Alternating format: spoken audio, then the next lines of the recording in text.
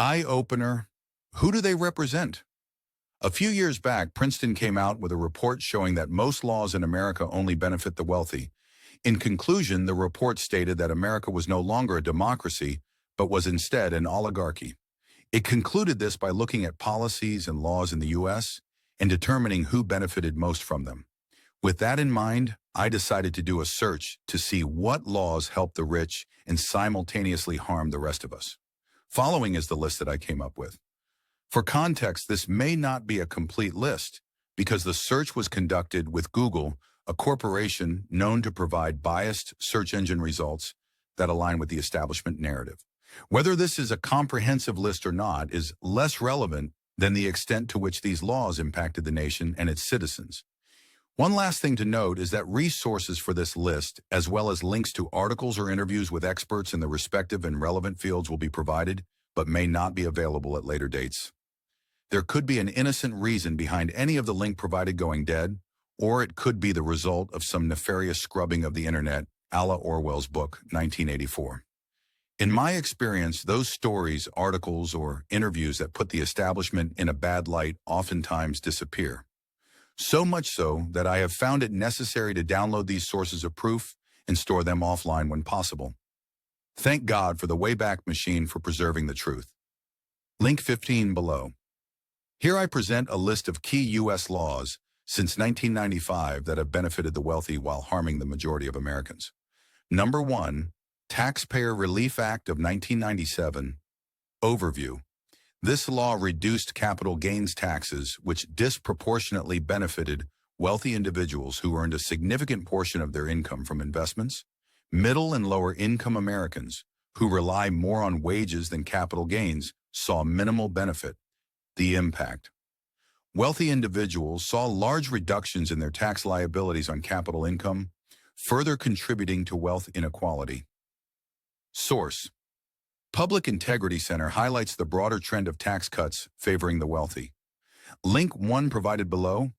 Number 2, Bush Tax Cuts, 2001 to 2003. Overview.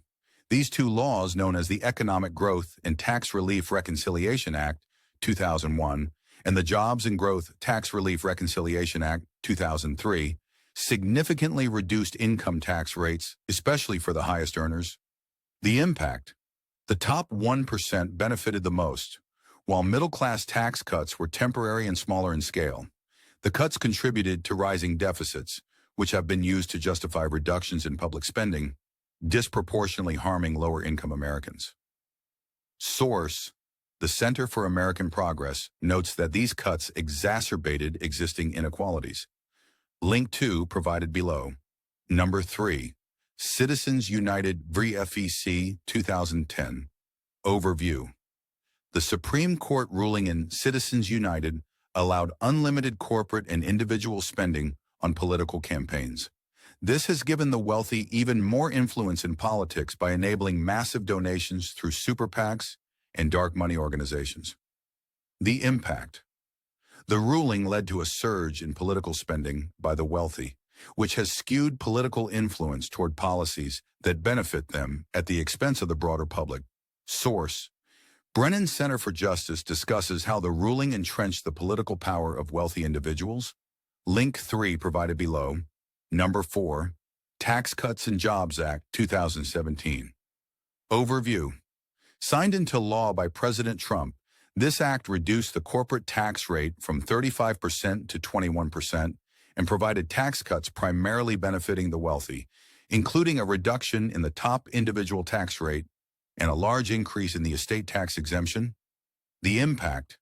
The wealthiest Americans saw significant tax cuts, while middle and lower income individuals received much smaller benefits.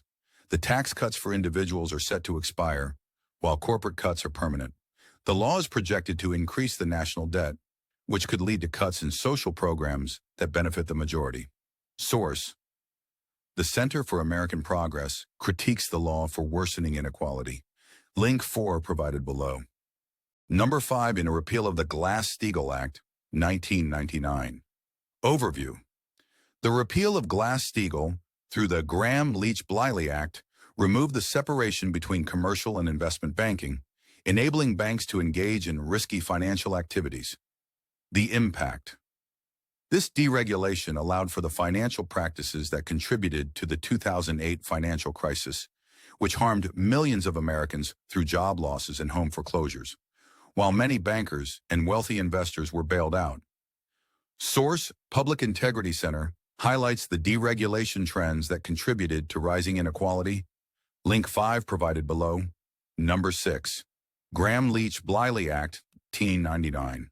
This is the law that repealed the Glass-Steagall Act, which stabilized the U.S. economy for 50 years after the Great Depression. The effect: repealed parts of the Glass-Steagall Act, allowing commercial banks to engage in investment activities contributing to the 2008 financial crisis. This deregulation benefited wealthy investors and corporations, while middle and lower-income Americans bore the brunt of the financial fallout through job losses and home foreclosures. Link 6 provided below. And the list goes on. Policies and laws created to help the richest among us. Wealth and capital gains loopholes. The failure of the U.S. tax system to tax income from wealth at the same rate as income from work allows the richest Americans to pay a significantly lower, true tax rate. Billionaires often pay as little as 3.4% due to loopholes, such as deferrals on capital gains and the stepped-up basis, which lets heirs avoid taxes on inherited wealth. This system benefits the ultra-wealthy, allowing them to accumulate wealth tax-free. Erosion of corporate taxes. Over the years, corporate taxes have significantly decreased, benefiting shareholders and executives. The decline in corporate tax rates, especially under TCJA, shifted the tax burden to working Americans. This period has coincided with surging corporate profits and stagnating wages, further worsening income inequality. IRS enforcement bias. The IRS has been weakened in its ability to audit and enforce tax laws for the wealthy. In contrast, low-income households, particularly those claiming the Earned Income Tax Credit, are disproportionately targeted for audits. This disparity in enforcement leaves a large share of taxes from the richest Americans uncollected. Rising costs for middle-class essentials. While the wealthy benefited from favorable tax policies, middle-class Americans have faced stagnating wages and increasing costs for essentials like healthcare, housing, and education. A detailed analysis from the Center for American Progress shows that between 2000 and 2012, the cost of middle-class security rose by over 30%, while median family incomes barely increased. And check for information on wealth concentration and legislative proposals like the Oligarch Act, aimed at reversing the trend of wealth accumulation among the top 0.1%. These laws and decisions have consistently favored the wealthy, contributing to growing income inequality in the U.S., while eroding benefits and protections for the majority. The economic benefits of these policies are concentrated among the top income earners, while the broader population faces increased economic insecurity and reduced public services. If you need further proof, here you go. U.S. laws and policies that have benefited the wealthy at the expense of the majority, with supporting evidence and links to more detailed analysis. Commodity Futures Modernization Act, or CFMA, of 2000. Overview. This law deregulated the derivatives market, allowing financial institutions to engage in risky trades with little oversight. It played a significant role in the 2008 financial crisis. The impact: the deregulation favored wealthy investors and large financial institutions, while middle and lower income Americans were left to deal with the economic fallout of the crisis through job losses, foreclosures, and the depletion of savings. Deficit Reduction Act of 2005. Overview. This law cut federal spending on entitlement programs such as Medicaid, student loans, and social services, while allowing wealthy individuals and corporations to benefit from favorable tax and financial policies. The impact: while reducing federal aid for lower-income households, the wealthy saw less disruption to their benefits. This increased the burden on the middle class, especially in healthcare and education. Job Creation and Worker Assistance Act, 2002. Overview.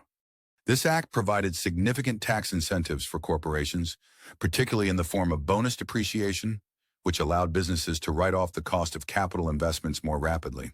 The impact: the law primarily benefited corporations and their shareholders, who are disproportionately wealthy.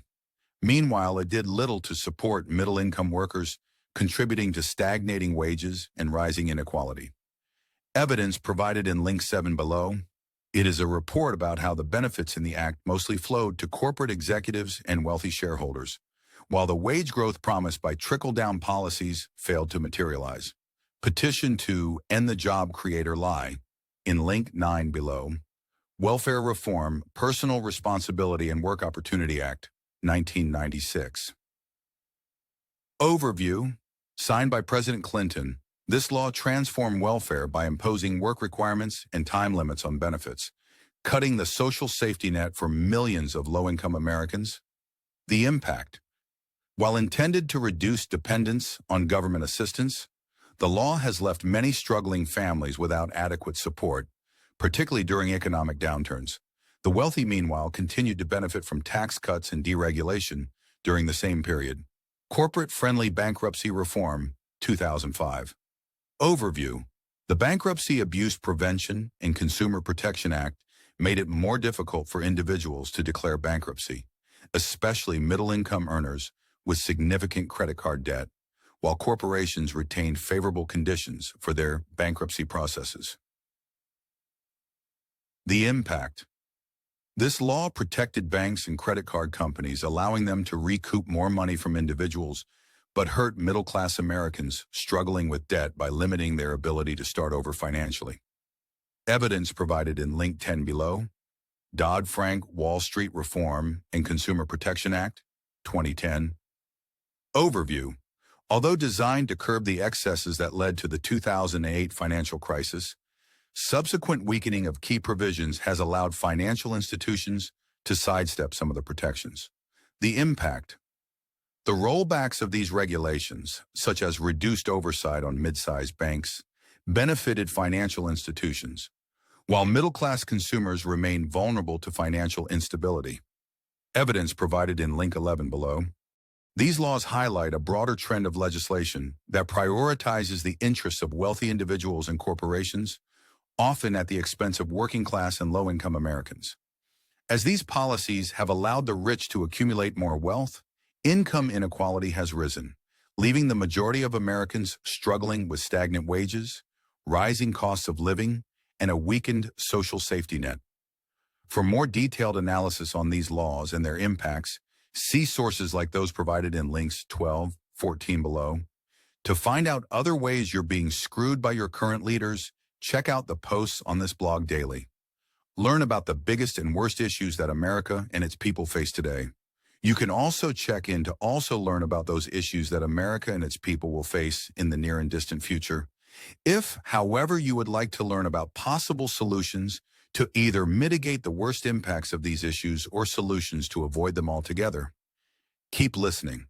The problems we face are not as complicated as so many leaders and news reports claim. They are man-made and are only claimed as complicated so those who are responsible can maintain control. For example, there is a persistent argument that moving government is like turning a cruise ship around. It is supposedly a long process that can only be achieved incrementally. While this may be true for laws and policies that benefit the majority of Americans, it does not seem to be so for that smallest of American minorities.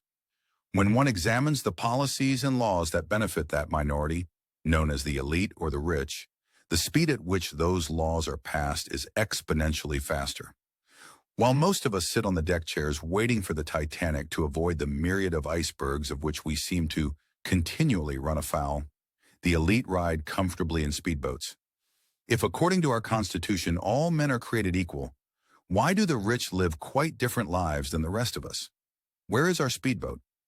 In 2018, Chris Osman wrote a book highlighting the problems humanity would face if more power, wealth, and control were funneled to a small cohort of individuals, groups, or organizations. In that book, Mr. Osman provided solutions, from himself and others, to the inevitable problems we would all face.